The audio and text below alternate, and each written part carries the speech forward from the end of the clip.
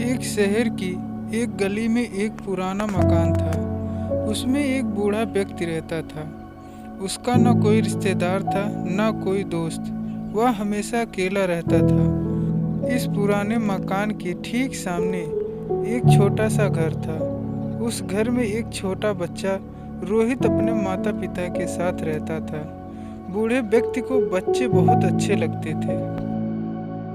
जब भी बच्चों को देखता था प्यार से हाथ हिलाता था। छोटा बच्चा भी अपनी खिड़की में खड़े होकर जवाब में उसकी ओर देखकर हाथ हिलाता था।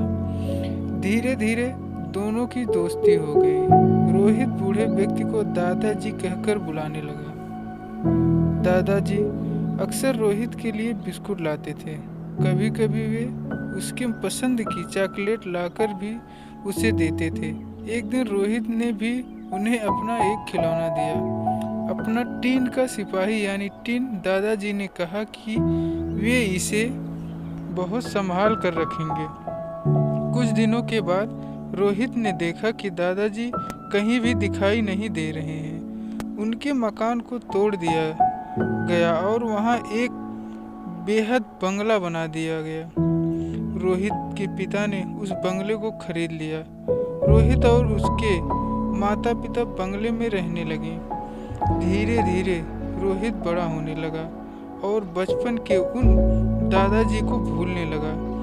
जब वह बड़ा हुआ और उसकी शादी हो गई तब उसकी पत्नी भी वहीं रहने आई।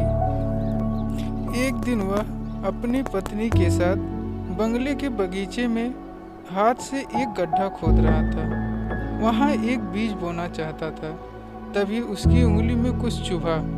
उसने खोद कर देखा तो उसका अपना टिन सोल्जर था जो उसने दादाजी को दिया था। उसकी तलवार की नोक रोहित की उंगली में चुभ गई थी।